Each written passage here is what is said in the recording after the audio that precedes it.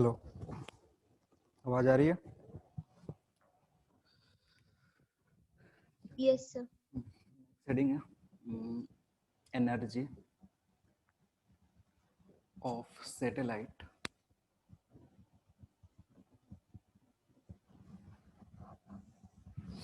Energy of satellite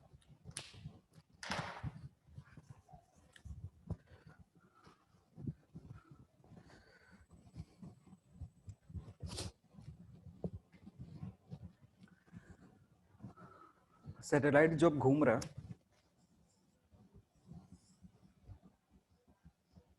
VO velocity से, तो अगर उसके पास वेलोसिटी है तो काइनेटिक एनर्जी आएगा। साथ ही साथ वो इस प्लैनेट के, ये जो प्लैनेट है इसके ग्रेविटेशनल फील्ड के अंदर है, ठीक है, तो उसके चलते क्या आएगा? ग्रेविटेशनल पोटेंशियल एनर्जी आएगा। तो जो टोटल एनर्जी होगा, total energy will be equal to kinetic energy plus potential energy, ठीक है। और अगर काइनेटिक एनर्जी देखोगे तो काइनेटिक एनर्जी कितना होगा? Half M V O square. Kinetic energy कितना होगा?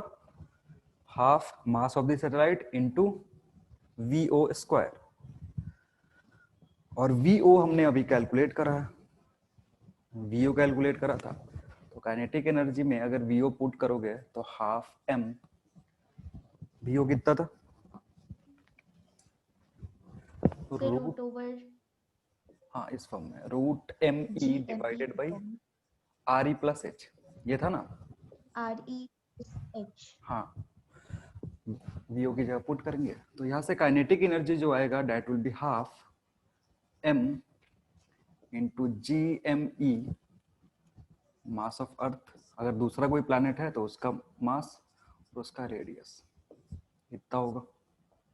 या फिर इसको थोड़ा सा सिंप्लीफाई करोगे तो ये होगा G M E M divided by 2 R E plus H. ये काइनेटिक एनर्जी है इतना।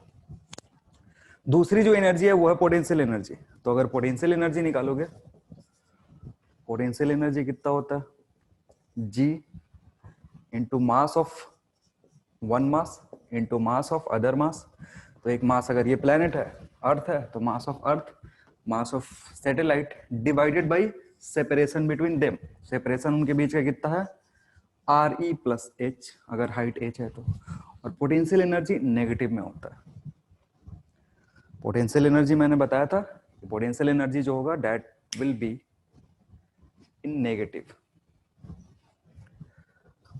अब इन दोनों को ऐड करोगे, इन दोनों को ऐड करोगे तो क्या मिलेगा? टोटल एनर्जी मिलेगा। दोनों को ऐड करो, सो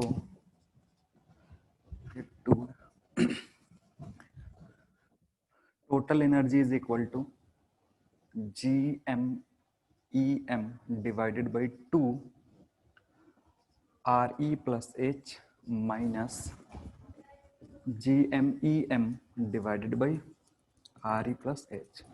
सिंप्लीफाई करोगे तो टोटल एनर्जी जो आएगा that will be negative of half G M E M divided by R E plus H.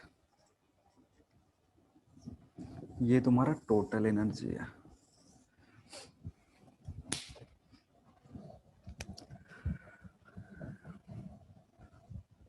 यानी जो सैटेलाइट का टोटल एनर्जी है वो नेगेटिव में है, and that will be equal to negative of half G into mass of planet into mass of satellite divided by separation between mass of separated between planet and satellite. और separation कितना है?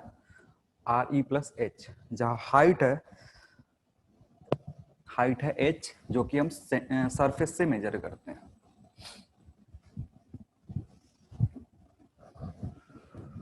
और अगर किसी भी system का potential, sorry, total energy अगर negative आता है, इसका मतलब यह है कि सिस्टम बंधा हुआ है, ठीक है ना, एक दूसरे से बंधा हुआ है।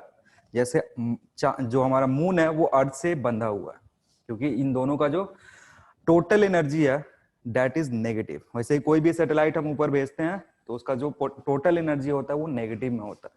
और नेगेटिव ऐसे सिस्टम को हम बोलते हैं बाउंडेड सिस्टम। लिखना लिखना टोटल एनर्जी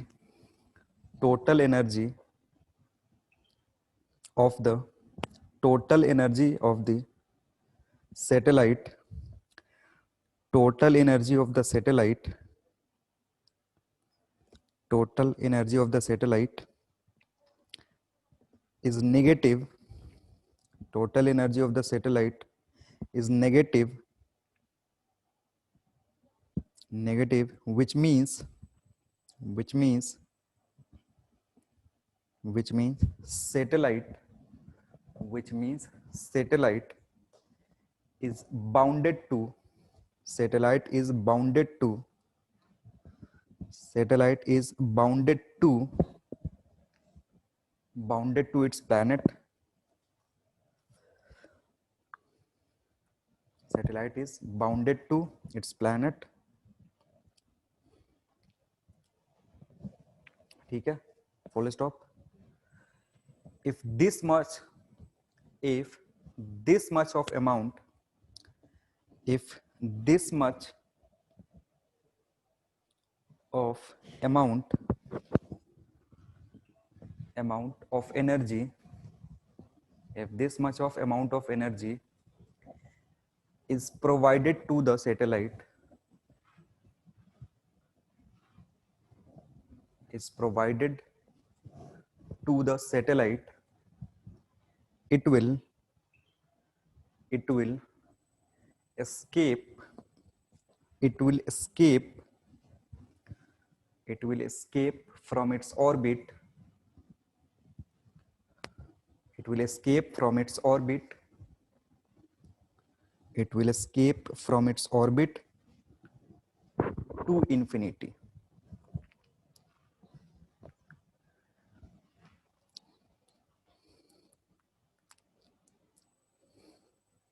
ठीक है देखो होता क्या ना कि जब सैटेलाइट चक्कर लगा रहा है तो उसके पास जो टोटल एनर्जी वो नेगेटिव है मतलब वो घाटे में चल रहा है इतने से हाफ GME/m/RE+H से ठीक है जैसे एक तरीके के ये बोल सकते हैं डेप्थ है इस सैटेलाइट के ऊपर प्लेनेट का कर्ज है तो वो छोड़ के जा नहीं सकता है जैसे ही इतना एनर्जी इसको प्रोवाइड करोगे ना तो ये यहाँ से उड़ के गायब हो जाएगा यहाँ पे रहेगा ही नहीं ठीक है तो वही मैंने लिखा है कि इतना एनर्जी अगर टोटल एनर्जी नेगेटिव में है और उतना एनर्जी तुम कहीं से सप्लाई कर दे रहे हो सैटेलाइट को तो सैटेलाइट अपना ऑर्बिट छोड़ करके ग्रेविटेशनल फील्ड के बाहर चला जाएगा प्लेनेट के ठीक है और नेगेटिव आता है तो नेगेटिव का मतलब होता है सिस्टम बाउंडेड मतलब एक दूसरे से बंधा हुआ है नोट में लिखना नोट में लिखो जियो stationery satellite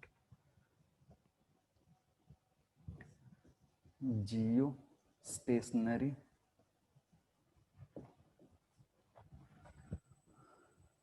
satellite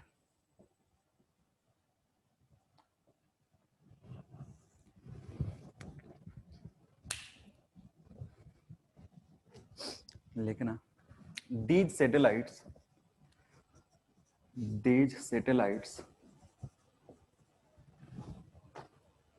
are at rest with respect to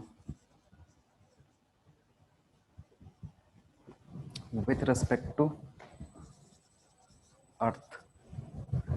These satellites are at rest with respect to Earth. Jio stationery satellite जो होता है ना जियो का मतलब होता है अर्थ स्टेशनरी का मतलब होता है रेस्ट तो इसमें देखो हो क्या रहा है कि ये तुम्हारा अर्थ है इस ऑर्बिट में सैटेलाइट घूम रहा है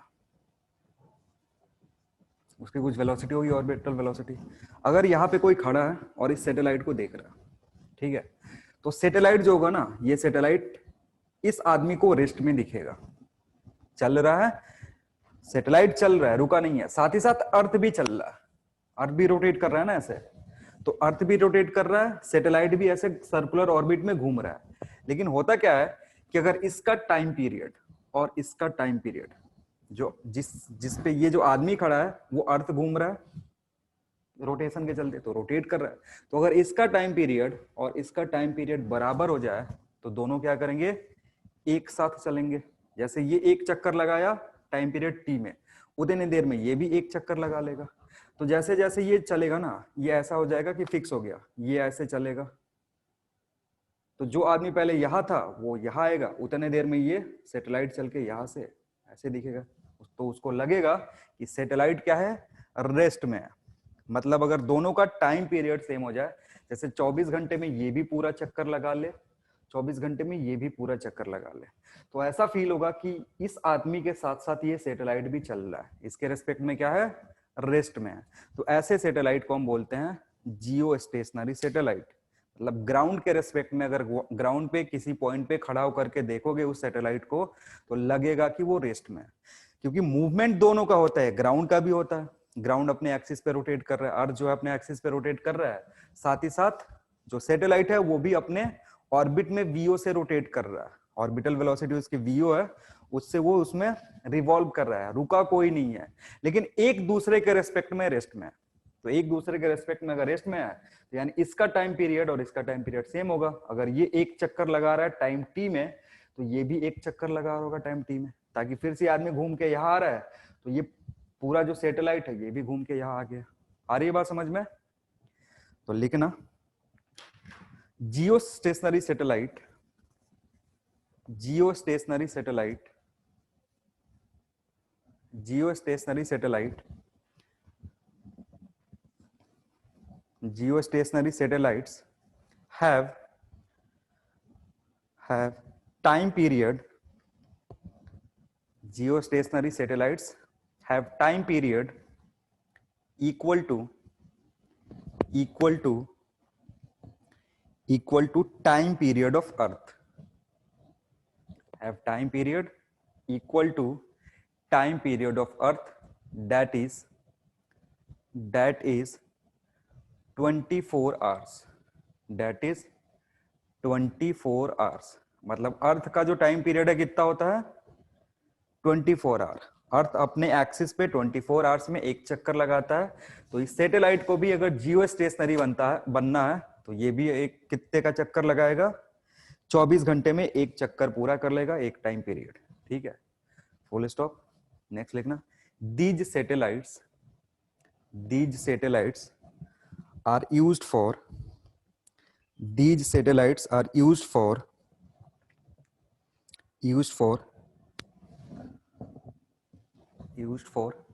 radio and television telecast. These satellites are used for radio and television telecast। ठीक है, and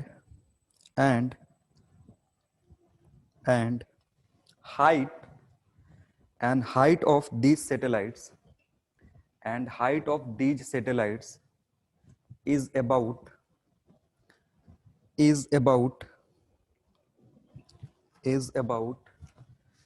35800 kilometer from surface of earth, and heights of these satellite is 35800 kilometer from surface of earth। यानी H की जो value होती है जियो stationery satellite के लिए वो कितना होगा, 35,800 किलोमीटर। आ रही है बात समझ में? इतना ऊपर रखोगे तो जो टाइम पीरियड होगा दैट विल बी 24 आवर्स। ठीक, और इसको हम यूज करते हैं उसको टेलीकास्ट करने के लिए, जैसे रेडियो टेलीकास्ट करना है या फिर तुमको टेलीविजन का टेलीकास्ट करना है। देखो होता क्या है ना, कि जैसे हमारा जो भी टेलीविजन है ऊपर जो लगा रहता है डिश, वो क्या होता है, एक फिक्स पोजीशन पे होता है, उसको सैटेलाइट से कम्युनिकेशन करना है, तो वो ऐसे कुछ इस तरीके से रहता है हमेशा। कहीं भी जाकर के देखोगे पूरे कलकत्ता में कहीं भी अगर डिश लगा हुआ है, डिश टीवी या कोई भी वो लगा हुआ है, जिसको हम क्या बोलते हैं, डीसी तो बोलते हैं, तो डिश में क्या होता है ना कि उसका एंगल ऐसे फिक्स होता है। ठीक है ना, एंगल फिक्स क्यों होता है, क्योंकि सैटेलाइट इधर कहीं है, तो सैटेलाइट से कम्युनिकेट करना है तो उसको क्या करना, उस एंगल पे ओरिएंट करके रखना होगा। अगर वैसे ओरिएंटेशन नहीं रहेगा तो फिर क्या होगा, कम्युनिकेशन में दिक्कत होगा। देखते हो ना, हल्का सा हिल जाता है तो क्या होता है, प्रॉब्लम होता है। और अगर जियो स्टेशनरी सैटेलाइट यूज नहीं करते कम्युनिकेशन के लिए, कोई और सैटेलाइट यूज करते हैं, तो होता क्या कि डिश को कंटिन्यूअसली ऐसे रोटेट करना होता। जैसे जैसे सैटेलाइट घूम रहा है वैसे वैसे डिश को भी क्या करना पड़ता, रोटेट करना पड़ता, घुमाना पड़ता, जो कि मुश्किल काम है। टीवी देखोगे कि उसको बैठ के घुमाओगे। तो इसलिए हमने क्या करा, कम्युनिकेशन पर्पस के लिए या कोई भी टेलीकास्ट पर्पस के लिए हमें क्या करना होता है कि एक सैटेलाइट हमने भेजा जो ग्राउंड से इतना किलोमीटर दूर होता है। तो ये ग्राउंड से इतना किलोमीटर दूर है, इसका जो टाइम पीरियड होता है वो अर्थ के टाइम पीरियड के बराबर होता है। तो उसके हेल्प से वो होता क्या है कि ग्राउंड के रेस्पेक्ट में रेस्ट में रहता है। वो सैटेलाइट को जियो स्टेशनरी सैटेलाइट बोलते हैं। और उसके हेल्प से हम कोई भी अपना टेलीकास्ट या कोई भी कम्युनिकेशन है वो इजिली कर सकते हैं बिना किसी परेशानी के। ठीक है, एक नोट में एक पॉइंट लिख लेना। और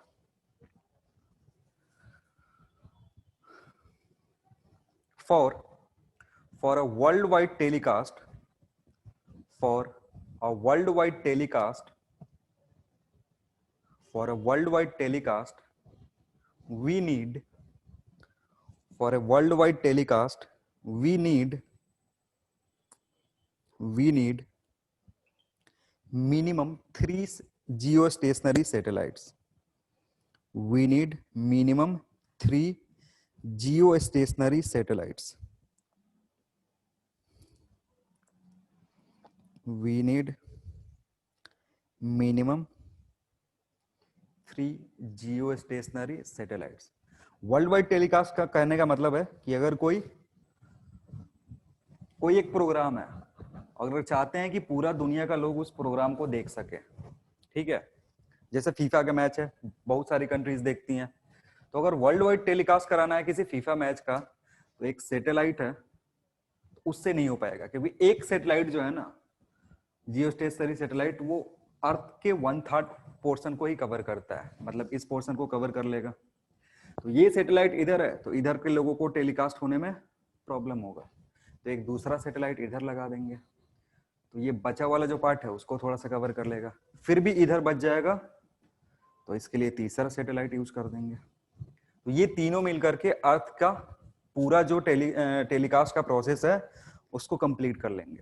ठीक है ना, एक यहाँ सैटेलाइट लगा दिया, एक यहाँ लगा दिया, एक यहाँ लगा दिया, तीनों कनेक्ट करके कोई भी अगर हमें प्रोग्राम दिखाना है ऑल ओवर द वर्ल्ड, तो 3 सैटेलाइट चाहिए, जियो स्टेशनरी सैटेलाइट। ठीक है, चलो नेक्स्ट हेडिंग लिखेंगे, Kepler's law of planetary motion. Kepler's law of planetary motion experiment, ये ऑब्जर्वेशन से केपलर ने 3 लॉ दिए, बाद में सबको न्यूटन ने प्रूव भी कर दिया। केपलर्स लॉ ऑफ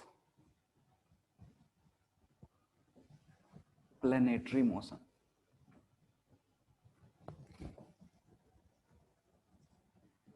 ये जो सारे लॉज है ये सबके सब क्या है, ऑब्जर्वेशन से है, देख करके उन्होंने सालों सालों में ऑब्जर्व करके बताया कि जो भी प्लैनेट है वो सन के अराउंड मोशन कैसे करते हैं।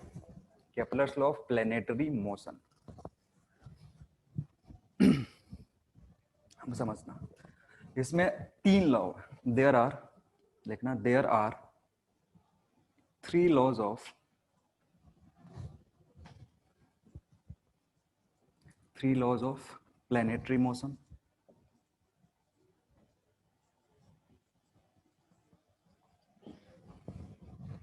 There are 3 laws of planetary motion.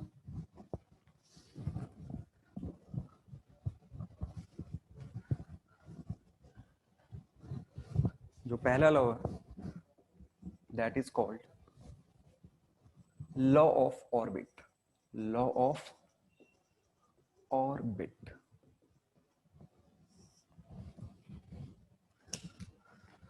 Kepler's का जो पहला लॉ था उसको बोलते हैं law of orbit.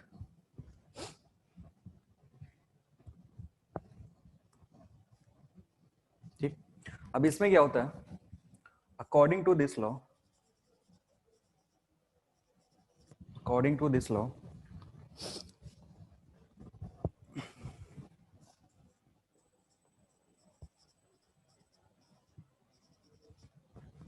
all planets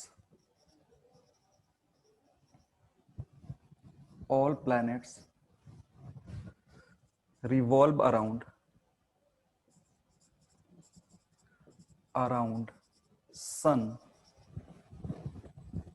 in an elliptical path.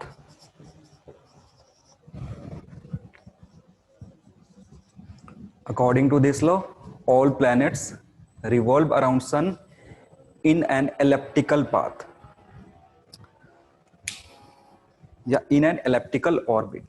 elliptical path या orbit लिख दो, elliptical orbit.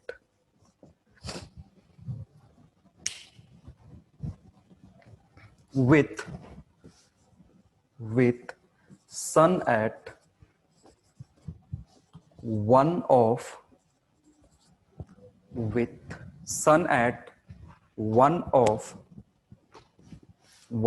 the foci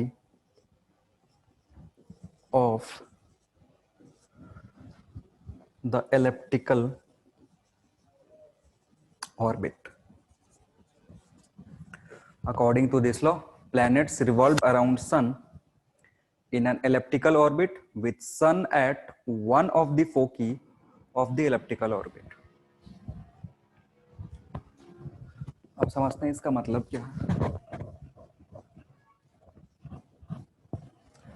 अब ऑब्जर्वेशन कर करके उन्होंने बताया कि जितने भी प्लैनेट है ना, पहले सोलर सिस्टम में कितने प्लैनेट थे? 9 प्लैनेट थे। बाद में हमने प्लूटो को एक्सक्लूड कर दिया, डॉर्फ प्लैनेट हो गया वो। अभी हम 8 ऐसे देखते हैं, ठीक है। तो उन्हें ऑब्जर्वेशन से बताया कि जो भी प्लैनेट्स है वो सन के अराउंड सर्कुलर पाथ में नहीं घूमते हैं, एलिप्टिकल पाथ में घूमते हैं, ठीक है ना। जो पाथ होता है वो कैसा होता है? एलिप्टिकल होता है। तो अगर पाथ एलिप्टिकल है ना, पाथ ऐसा कुछ इलिप्स बनेगा।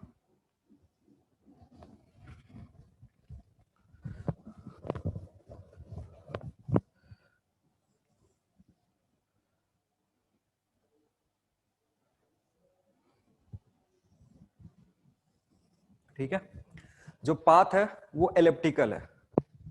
अब किसी भी इलिप्स का 2 फोकस होता है, 1 2, F1 एंड F2। आ रही बात समझ में? एलिप्स का कितना फोकस होता है? 2 फोकस होता है, ठीक। अब उसने क्या कहा कि जो प्लैनेट होंगे इसमें गोल गोल घूमेंगे। सन जो होगा या तो यहां हो सकता है या तो यहां हो सकता है, इधर नहीं हो सकता, ठीक है ना। सन या तो इस फोकस पे होगा या तो इस फोकस पे होगा। फोकस का जो प्लूरल होता है वो फोकी होता है। तो सन एट वन ऑफ द फोकी। तो वन ऑफ द फोकी, अगर सन यहां है तो प्लैनेट क्या करेगा? ऐसे गोल गोल चक्कर लगाएगा इसमें, ठीक है। मे बी यहां भी हो सकता है, किसी एक पे होगा।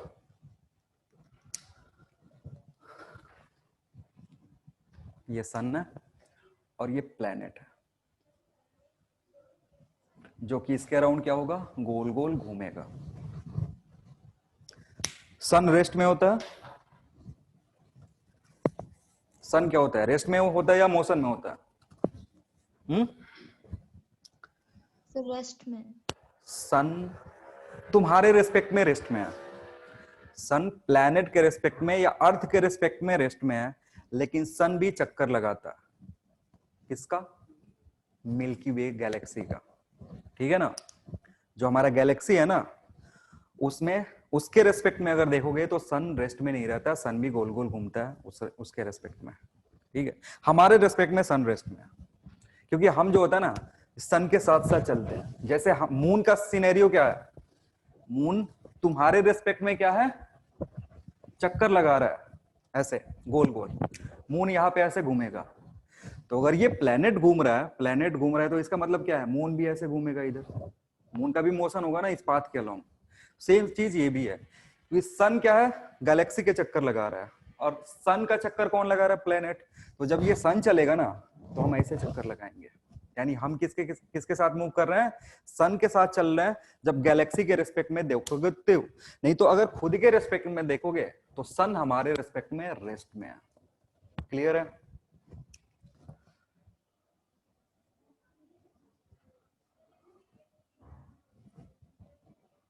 ये प्लैनेट है। अब जो दूसरा लॉ है, दूसरा लॉ को बोलते हैं लॉ ऑफ एरिया। इस लॉ से हमें वेलोसिटी का रिलेशन पता चलता है कि किस जगह पे कितने का वेलोसिटी होगा। तो number 2 is law of area. Law of area.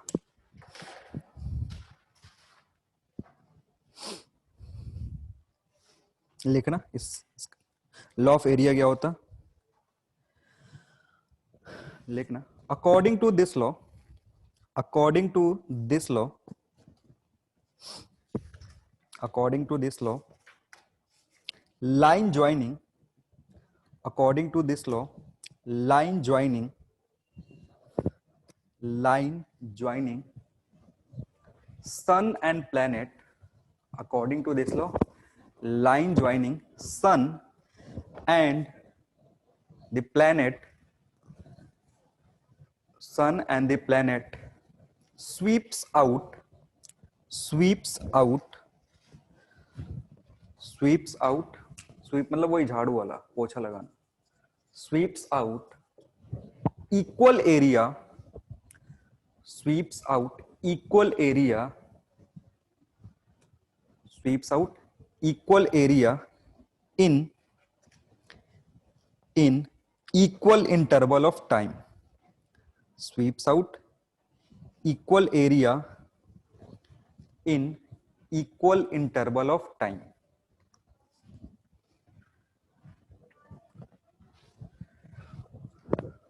आप समझते हैं इसका क्या मतलब है कि सन इक्वल टाइम इंटरवल अगर दे रहे हो तो इक्वल एरिया कवर कैसे कर रहा है। पहला चीज कह रहा है कि ये अगर सन है, ये प्लेनेट है, तो इन दोनों को ज्वाइन करेंगे, ठीक है। ज्वाइन करोगे तो एक लाइन आएगा। अगर ये प्लेनेट ऐसे मूव करेगा, ऐसे घूम रहा है प्लेनेट, तो ये लाइन भी ऐसे घूमेगा। मान लो कुछ देर बाद ये लाइन यहां आ गया, तो जब घूम के आ रहा है ना, तो ये एरिया स्वीप कर रहा है। जैसे वाइपर होता है ना गाड़ी में, शीशा आगे क्या करता है, वो ऐसे साफ करता है, मोशन होता है। तो ये जो लाइन है ना, ये ऐसे मोशन हो रहा है, तो मोशन होगा तो ये एरिया स्वीप आउट करेगा। तो कह रहा है कि ये जो एरिया स्वीप आउट हो रहा है ना, इक्वल इंटरवल ऑफ टाइम में, इक्वल इंटरवल ऑफ टाइम कहने का मतलब है जैसे इस पोजीशन 1 से पोजीशन 2 तक जाने में t इक्वल्स टू मान लो 10 सेकंड है, हाइपोथेटिकल बता रहा हूं, t इक्वल्स टू 10 सेकंड है। तुमने इतना टाइम दिया 1 से 2 जाने में। कोई और भी लोकेशन लिया, जैसे इधर कहीं, इधर प्लेनेट था और इधर प्लेनेट था, ठीक है। एक मिनट वो पाथ बना लेने दो फिर से।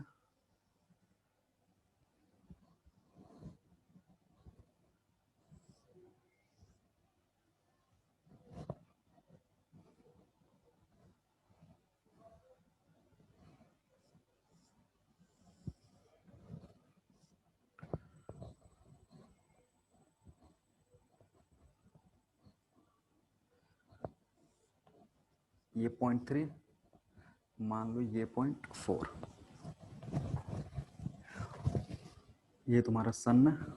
प्लेनेट 1 2 में देखा 10 सेकंड दिया, ठीक है। अब हमने 0.3 एंड 4 के बीच में भी जो टाइम दिया ना t, वो भी कितना दिया, 10 सेकंड ही दिया। तो देखो यहाँ पे पहले कंडीशन 3 पे होगा तो ऐसा होगा, लाइन लाइन फिर घूम रहा है, स्वीप आउट कर रहा है एरिया, फिर ऐसे हो गया। तो अभी एरिया कितना स्वीप किया, ये पूरा एरिया। तो इसमें कहने का मतलब है ना कि अगर यहाँ 10 सेकंड दिए हो और यहाँ 10 सेकंड दिए हो, तो एरिया 1 और एरिया 2 दोनों की जो वैल्यू होगी वो बराबर होगी। आ रही बात समझ में क्या बोल रहा हूं कि अगर इक्वल इंटरवल ऑफ टाइम दोगे प्लैनेट को किसी भी 2 पॉइंट के बीच में, जैसे 1 और 2 के बीच में मैंने कितना टाइम दिया, 10 सेकेंड, तो जो लाइन ज्वाइन कर रहा है सन और प्लैनेट को, वो ऐसे स्वीप करेगा एरिया। तो ये एरिया यहां पे स्वीप किया, फिर हमने 2 पोजीशन और चूज किया, नया पोजीशन 3 और 4, 3 और 4, 3 और 4 जाने के लिए क्राइटेरिया क्या है, टाइम सेम देना है, जितना इधर दिया है उतना ही इधर दिया है। तो कहा क्या लॉ ऑफ एरिया में कि जितना एरिया इधर स्वीप आउट होगा उतना ही एरिया इधर भी स्वीप आउट होगा। आ रही है बात समझ में, किसी को कोई दिक्कत, जल्दी बोलो। इसी में थोड़ा सा दिक्कत होता है बच्चों को, बाकी जो थर्ड लॉ है वो भी इजी है। समझ में आ रहा है? Yes sir. ये जो सबसे दूर वाला पॉइंट है ना, इसको बोलते हैं एपोजी। सबसे जो पास में जो पॉइंट है सन के सबसे नजदीक, ये अर्थ यहां पे हो सकता है, सबसे दूर यहां पे हो सकता है। तो सबसे जब दूर रहेगा ना तो उस पॉइंट का अपोजी बोलते हैं, सबसे पास वाले पॉइंट को पेरिजी बोलते हैं। और ये जो डिस्टेंस है इसको आर ए से रिप्रेजेंट करते हैं और इस डिस्टेंस को आर पी से रिप्रेजेंट करते हैं।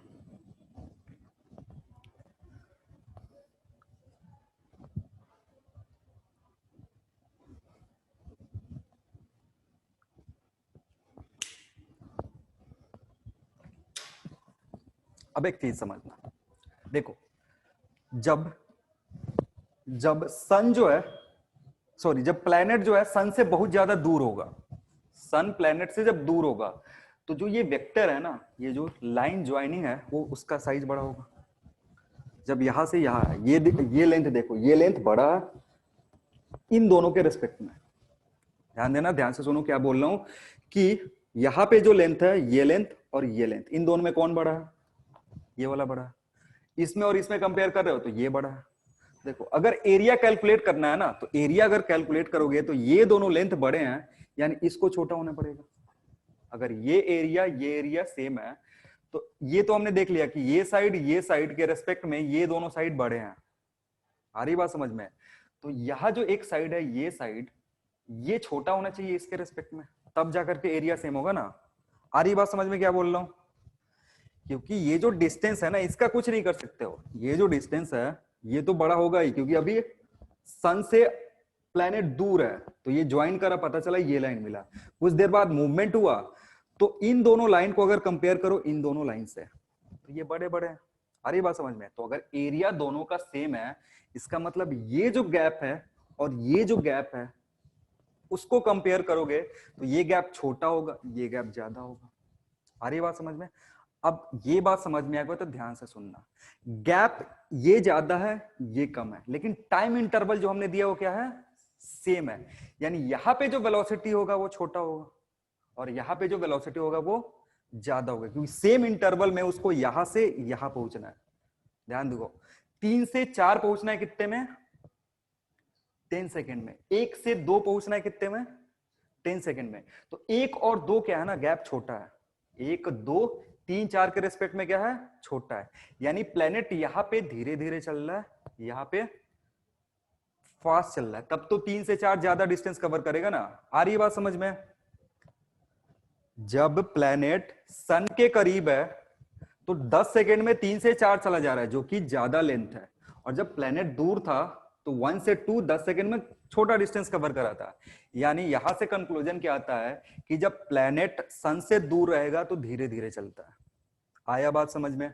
जब प्लेनेट कहां रहेगा? सन से दूर रहेगा तो स्लो स्लो चलता है, और जब प्लेनेट सन के पास आता है, करीब आता है, तो उसकी वेलोसिटी क्या होती है? बढ़ने लगती है। आ रही है बात समझ में? किसी को कोई दिक्कत है?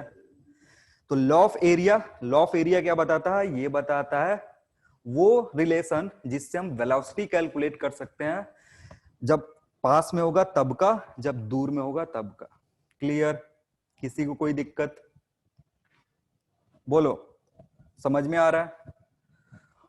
और यहां से एक और चीज देख सकते हो कि जो हमारा मोमेंटम है, एंगुलर मोमेंटम, रोटेशन में पढ़े थे कि एंगुलर मोमेंटम जब नेट एक्सटर्नल टॉर्क 0 है तो एंगुलर मोमेंटम क्या होता है? कंजर्व होता है। आ रही बात समझ में? जब किसी बॉडी पे, किसी रोटेटिंग बॉडी पे नेट एक्सटर्नल टॉर्क, बाहर से कोई टॉर्क नहीं लग रहा है, तो उसका जो एंगुलर मोमेंटम होता है वो कंजर्व होता है। एंगुलर मोमेंटम कंजर्व कहने का मतलब है कि अगर इस दोनों मास, ये अर्थ और जो सन है, या प्लेनेट और सन का सिस्टम को देखोगे तो उस पर कोई एक्सटर्नल टॉर्क नहीं लग रहा है। ऐसा नहीं है ना कि हम बाहर से फोर्स लगा करके उसको घुमा रहे हैं। वो क्यों घूम रहा है? इसके म्यूचुअल फोर्स के चलते घूम रहा है, तो वो इंटरनल फोर्स हो गया। और इंटरनल फोर्स है तो जो टॉर्क आएगा वो इंटरनल होगा। क्लियर है? यानी एक्सटर्नल टॉर्क कोई नहीं है। तो यहां पे क्या कर सकते हो, इसी में नीचे नोट में लिखना, since net external torque on the planet is zero, its since net external torque on the planet is zero, its angular momentum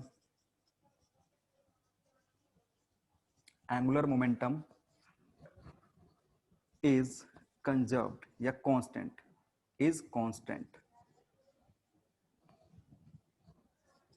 that is L at A is equal to L at P.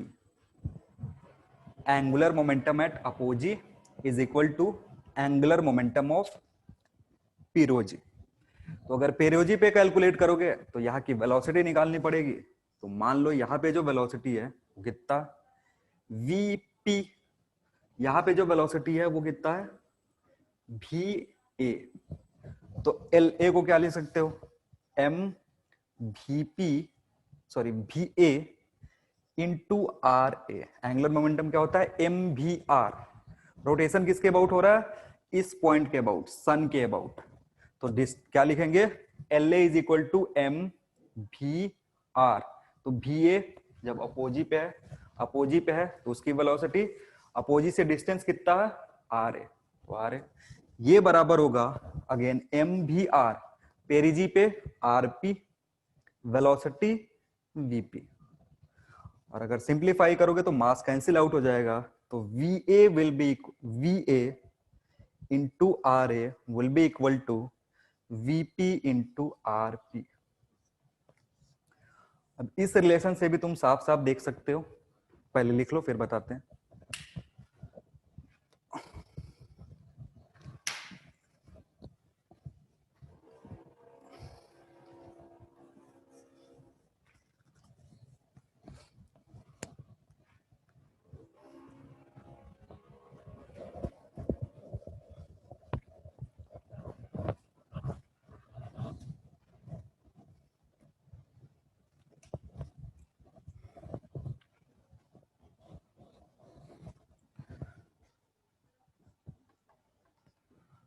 VA by VP is equal to RP by RA.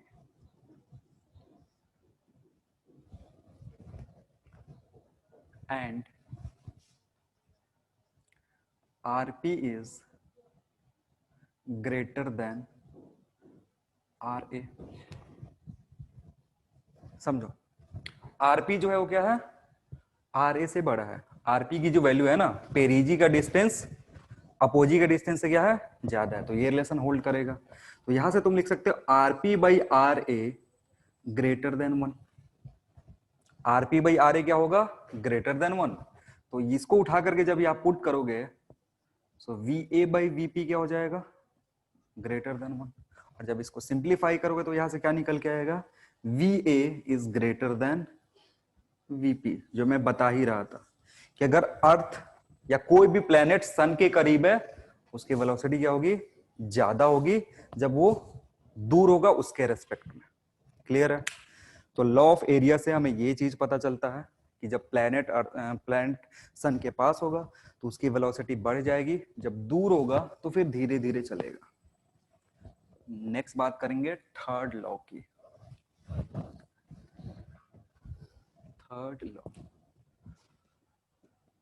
Third law है law of time period.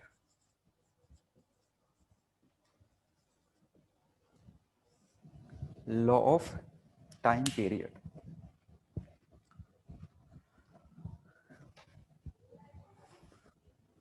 अब ये बोलो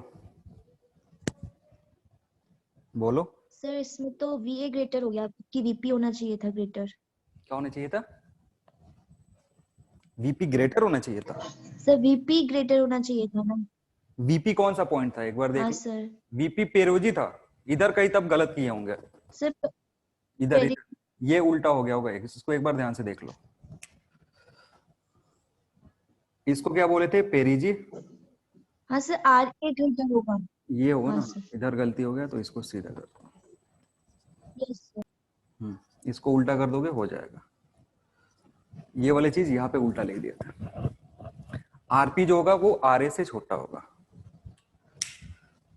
P पेरिजी है पास वाला point, apogee है दूर वाला point. अब ये सही आएगा।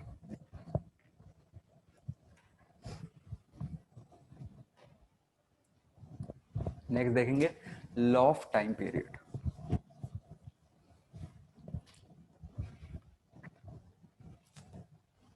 देखो इस लॉ से हमें पता चलता है, देखो सन के अराउंड क्या है, बहुत सारे प्लेनेट चक्कर काट रहा है। सन के अराउंड जैसे अभी क्या है 8 प्लेनेट चक्कर लगा रहे हैं, तो उनके टाइम पीरियड का रिलेशन कैसे निकलेगा कि एक का टाइम पीरियड दूसरे के रिलेशन, दूसरे के रिस्पेक्ट में कैसा होगा। जैसे अर्थ का टाइम पीरियड, मार्स का टाइम पीरियड, इसको कैसे कंपेयर करेंगे हम। तो जो थर्ड लॉ है ना, जिसको हम लॉ ऑफ टाइम पीरियड बोलते हैं, ये दो प्लेनेट का जो टाइम पीरियड है उसको कंपेयर करवाता है। ठीक है ना, तो लिखना according to this law, according to this law, according to this law, according to this law, square of time period, square of time period, square of time period of rotation, square of time period of rotation of a planet, of a planet around sun, around sun is directly proportional to, is directly proportional to, is directly proportional to cube of, is directly proportional to cube, C-U-B-E, cube of mean distance, MEAN, mean distance, mean distance between, mean distance between planet and sun, mean distance between planet and sun। ठीक है, that is t square is directly proportional to r cube।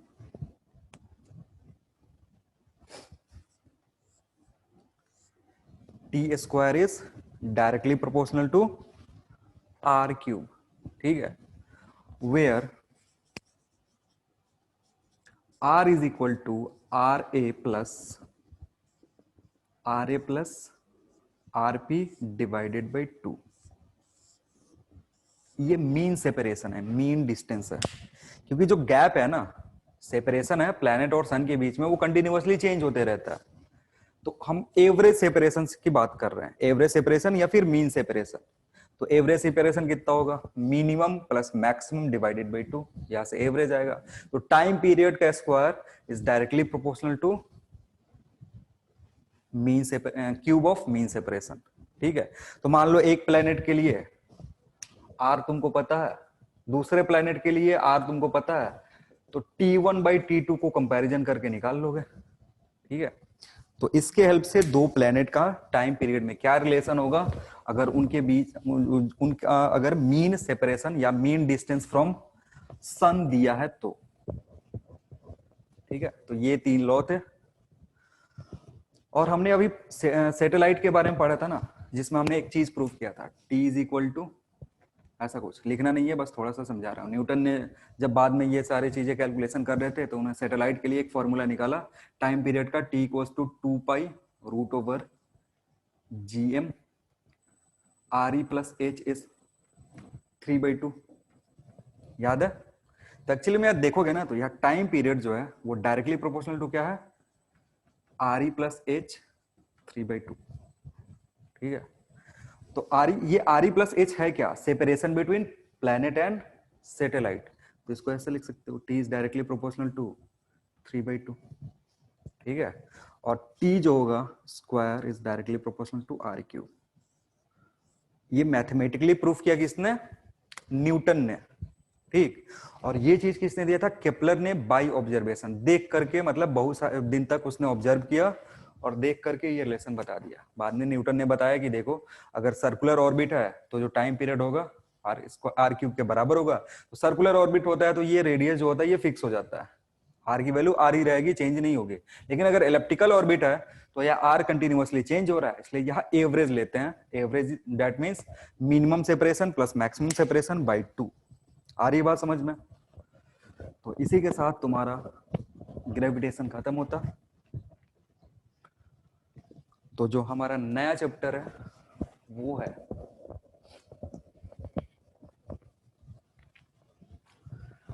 Gravitation के बाद हम जो new chapter पढ़ेंगे, एक बार देख लेने दो क्या पढ़ोगे न्यू चैप्टर।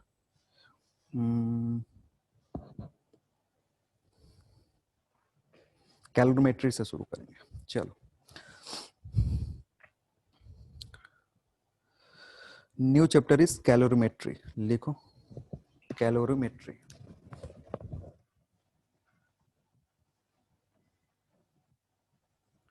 एनसीईआरटी में देखोगे तो ऐसे अलग अलग कैलोरीमेट्री करके नहीं पढ़ा है। एनसीईआरटी के एक जो चैप्टर है ना उसको हम 3 डिवीजन में सेपरेट करके पढ़ेंगे। ये कैलोरीमेट्री अलग, और हीट ट्रांसफर अलग, एक अलग से चैप्टर पढ़ेंगे, ठीक है। और थर्मल एक्सपेंशन एक अलग चैप्टर पढ़ेंगे। लेकिन अगर एनसीईआरटी में देखोगे तो ये तीनों चैप्टर एक ही साथ में दिया हुआ, हम लोग अलग अलग ब्रेक करके उसको पढ़ेंगे, ठीक। तो अभी जो चैप्टर पढ़ रहे हैं ये एनसीईआरटी में एक टॉपिक है कैलोरीमेट्री करके, लेकिन हम कैसे इसको पढ़ रहे हैं? पूरा एक चैप्टर अलग से बना करके। तो देखो कैलोरीमेट्री में क्या होता है कि किसी भी बॉडी को अगर ये, अब पूरा जो तुम्हारा मैकेनिक्स वाला पोर्शन था जिसमें मोशन वोशन कुछ हो रहा था वो सब खत्म हो गया। अभी हम पढ़ेंगे हीट के बारे में, ठीक है।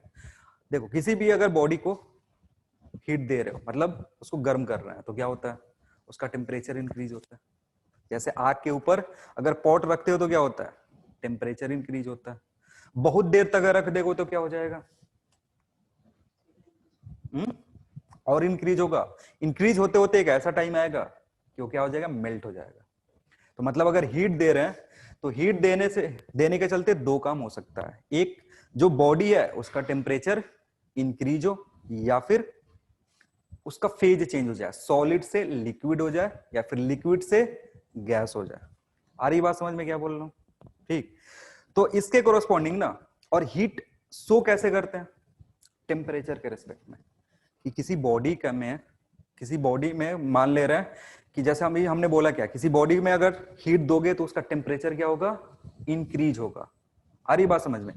उल्टा करोगे तो बॉडी से हीट निकालोगे तो क्या होगा? टेम्परेचर डिक्रीज होगा। आ रही है बात समझ में? तो अभी हम जो भी इसके बाद का जो चैप्टर आएगा ना उसमें हीट टेम्परेचर चलेगा। तो पहले बढ़िया से पढ़ते हैं कि टेम्परेचर क्या होता है। आ रही बात समझ में? बताओ टेम्परेचर क्या होता है?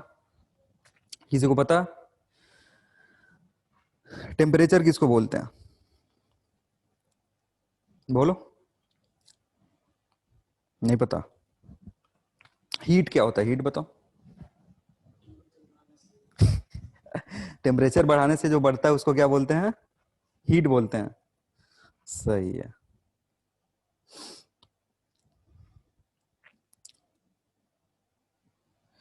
कितना टाइम बचा है? 6 मिनट। चलो थोड़ा सा तो बता ही सकते हैं। लिखो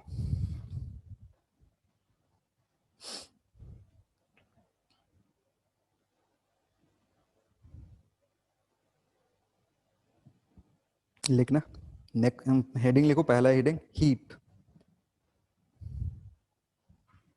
हीट लिखो। It is a form of energy. It is a form of energy. It is a form of energy. It is a form of energy in transient. It is a form of energy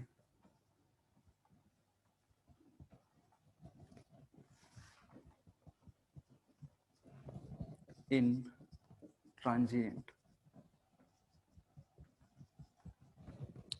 form of energy in transient. Transient का मतलब होता है ना कि जो energy है वो motion में होगा, ठीक है। मतलब हमेशा हम बात करते हैं ना कि हीट फ्लो हो रहा है एक जगह से दूसरे जगह। हीट कब आता है, जैसे दो बॉडी है, एक टेम्परेचर T1 पे और एक टेम्परेचर T2 पे। अगर T1 ग्रेटर है T2 से, मतलब temperature 1 is greater than temperature 2, तो हम क्या बोलते हैं, हीट यहां से फ्लो करके यहां आ रहा है। तो हीट एक ऐसा एनर्जी है ना जिसको हम डिफाइन करने के लिए एक टर्म यूज करते हैं, कौन सा, फ्लो। ऐसा नहीं बोलते हैं heat is contained by a body. Heat contain नहीं होता, हीट तभी दिखता है ना जब एक बॉडी के अराउंड एक दूसरी बॉडी लाओ जिसका टेम्परेचर उससे क्या हो, कम हो। आ रही बात समझ में। तो जो एनर्जी फ्लो होकर के हॉटर बॉडी से कोल्डर बॉडी में जाती है, उस एनर्जी को हम क्या बोलते हैं, हीट बोलते हैं। तो ट्रांजिएंट का मतलब क्या होता है कि एक ऐसा एनर्जी है जो फ्लो करता है, ठीक है। इसलिए ट्रांजिएंट का मतलब होता है टू फ्लो या फिर इन मोशन। आ रही बात समझ में। Heat is a form of energy in transient. पहले जब शुरू में हीट के बारे में पता चला था, मतलब हीट पे रिसर्च शुरू हुआ था, तो उसको एक अलग फॉर्म ऑफ फिजिकल क्वांटिटी मानते थे, एनर्जी नहीं मानते थे। हीट को क्या मानते थे कि एक other form of physical quantity है, जैसे टेम्परेचर है, जैसे हमारे पास वर्क है, ये सारी चीजें फिजिकल क्वांटिटीज है। वैसे हीट एक अलग फिजिकल क्वांटिटी है। लेकिन बाद में पता चला कि हीट जो है वो अदर कोई फिजिकल क्वांटिटी नहीं है, वो एक एनर्जी है। एनर्जी जो कि किस में होता है, मोशन में होता है। और ये कब दिखेगा, जब दो बॉडी डिफरेंट टेम्परेचर के कांटेक्ट में रखेंगे, तो ये फ्लो होगा from higher temperature body to lower temperature body, ठीक है। तो इसका जो यूनिट होता है लिखना, heat is commonly measured in joule, commonly measured in calorie. क्योंकि शुरू में जब इसको खोजा गया तो इसको जो यूनिट दिया गया वो था कैलोरी। हीट इज जनरली या commonly measured in calorie and its SI unit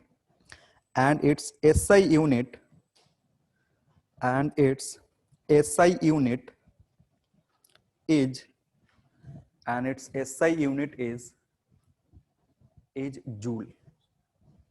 SI unit इसका क्या होता है, जूल, क्योंकि ये क्या है, एनर्जी है, और एनर्जी का SI यूनिट क्या होगा, जूल होगा,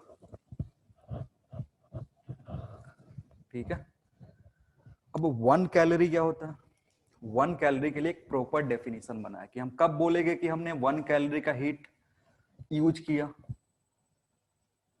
उसके लिए एक प्रॉपर डेफिनेशन है, लिखना।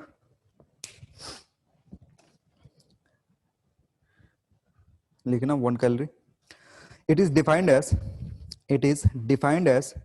amount of heat needed to increase heat needed या required, amount of heat required to increase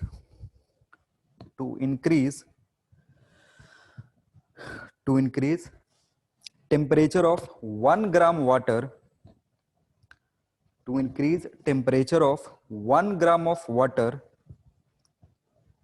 by 1 gram of water by 1 degree Celsius, 1 gram of water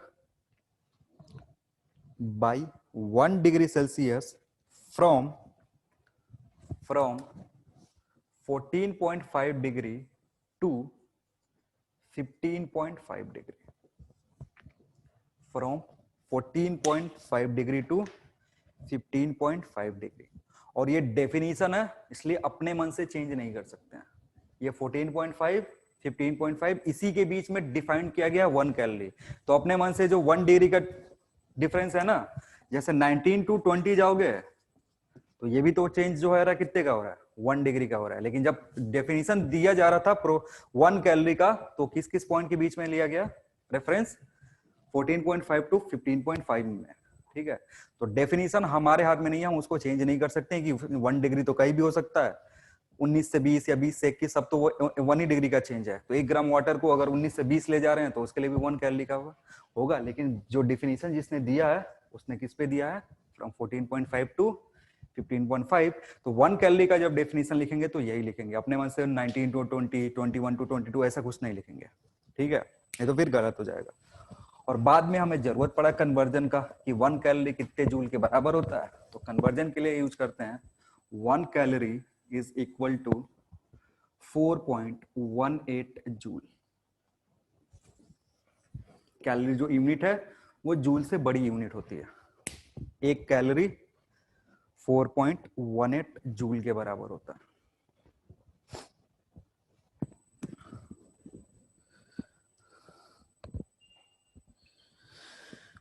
चलो, तो आज के लिए इतना ही, बाकी अगले क्लास में। एक और क्लास है ना तुम लोग?